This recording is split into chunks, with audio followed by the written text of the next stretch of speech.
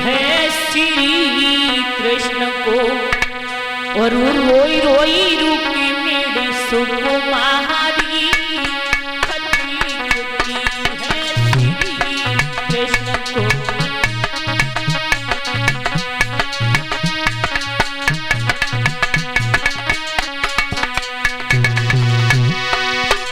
अरे खत लिखती है श्री कृष्ण, रोई रोई रुकी मेरी सुकुमारी, ये आंसू गिर गए, हाँ आंसू गिर गए, अंक बिगड़ गए, फिर से लिख गई दुनियारी, खत लिखती है श्री कृष्ण को, रोई रोई रुकी मेरी सुकुमारी।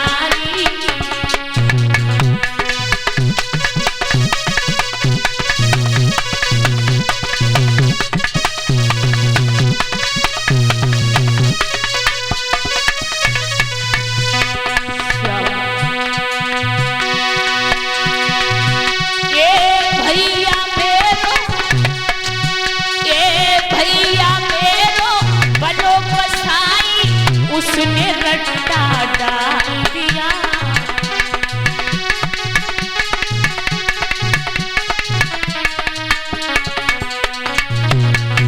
प्रभु ए भैया मेरो बनो कसाई, उसने रट्टा डाल दिया,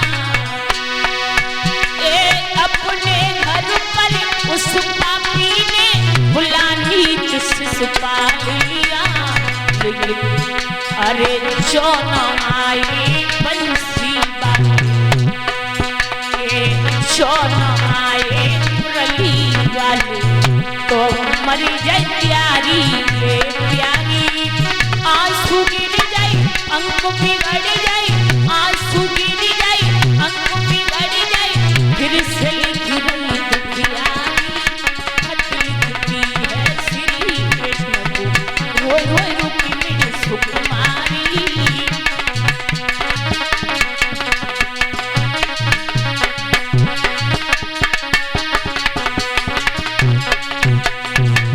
जवाब दिया रुक्मिणी ने, प्रभु जागुन से होश समारोह है, तागुन से दिल में जई रटना, तुम जन्म जन्म के प्रीतम हो, प्यारे बिन मेरो जीवन काहे, हम ऐसे चाहनहार नहीं जो आज तुम्हें कल और चाहे, अरे फेंक दिने न निकाल दो, जो और की ओरी करी निभाए,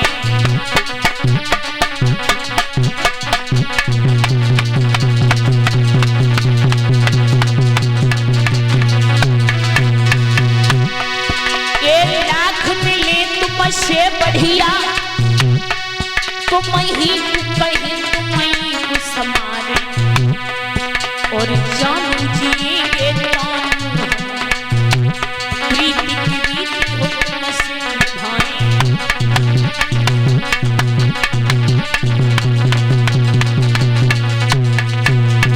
आज रुक्मिणी ने जिस समय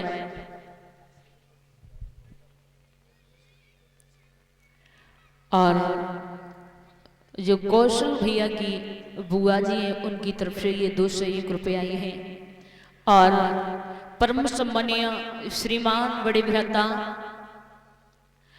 राजू भैया जो नगला गुलाल से आए हुए हैं, उनकी तरफ से ये 501 रुपये आए हैं। कहेंगे प्रभु श्री घर में सुख शांति बनी रहे, किसी भी बात की गोविंद कमी नहीं रखे, धन दौलत से प्रभु भंडार भरता रहे, यही ठाकुर जी से मेरी आशा और आकांक्षा है। बोलिए सावरी सरकार की। कथा के प्रेमी भक्तों, आज पत्र लिया सुदेव ब्राह्मण को दे दिया। आज सुदेव ब्राह्मण जी चले हैं पत्र लेकर के, थोड़ी दूर तक तो चले बेचारे, उसके बाद में जवाब दिया, कन्हैया तेरी द्वारका तो बहुत दूर है, लेकिन मैं कैसे आऊं, मैं नहीं आते प्रभु, लेकिन क्या करें। और आज बोले हैं ब्राह्मण देवता, अरे कोई 20 की बिटिया नी बेजो है सुनी सावरिया।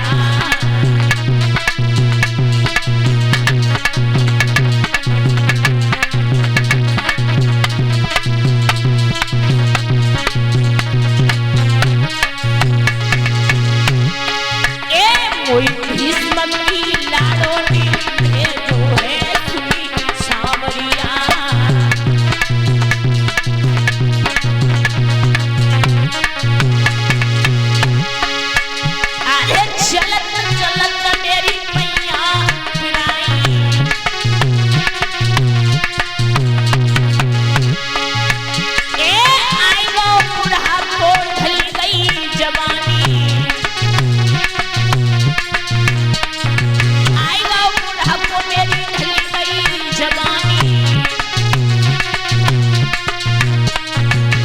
अरे आखिर बूढ़ी उमरिया सुनी सावरिया।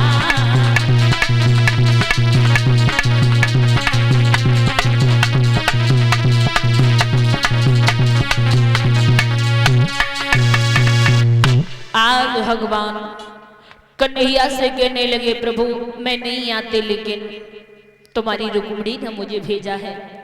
आगे बढ़कर के देखा एक बड़ी सुंदर वृक्ष की छाया है।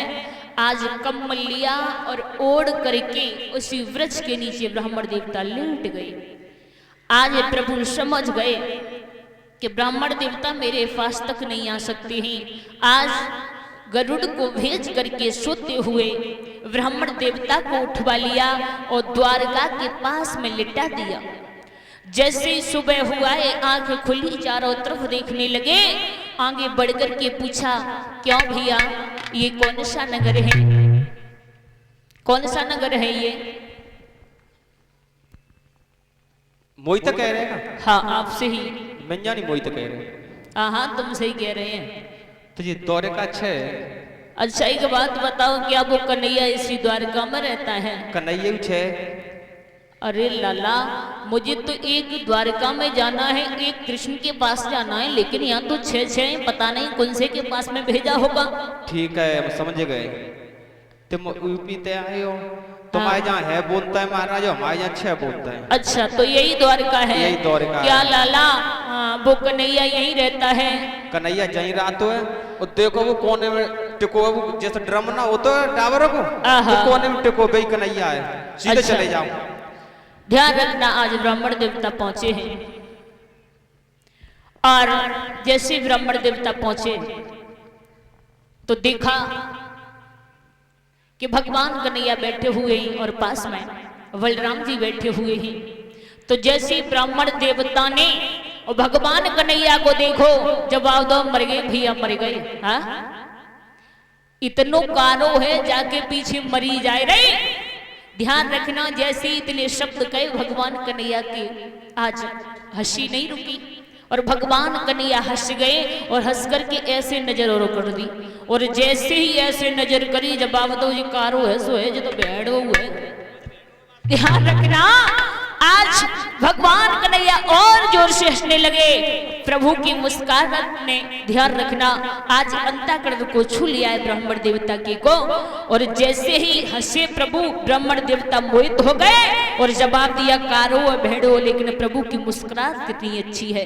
आगे बढ़कर के वो पत्र था भगवान कन्हैया के हवाले कर दिया और जवाब दिया, प्रभु यहाँ तक तो मेरा काम था, लेकिन अब तुम्हारे ऊपर है, क्या करोगे?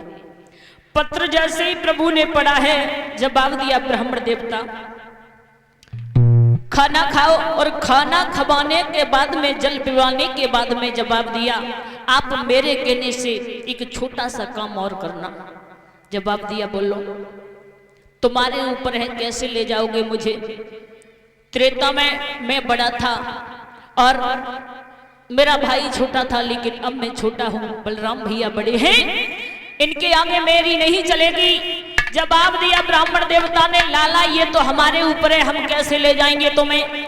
आज ब्राह्मण देवता जिस समय चले हैं आगे के लिए, तो इतने खासे कि जमीन पर गिर पड़े। भगवान कन्हैया भाग करके पहुंचे और जवाब दिया, बलराम भैया अगर तुम्हारा आदेश हो ना तो मैं थोड़ी दूर तक ब्राह्मण देवता को छोड़ दें। आज बलराम जी कुछ नहीं कह सके, जवाब दिया ठीक है जाओ, लेकिन जो रथ जो घोड़े उड़ने में ज्यादा तेज हैं उनको ले जाना और जल्दी ही छोड़ करके आना, किसी से बात नहीं करना।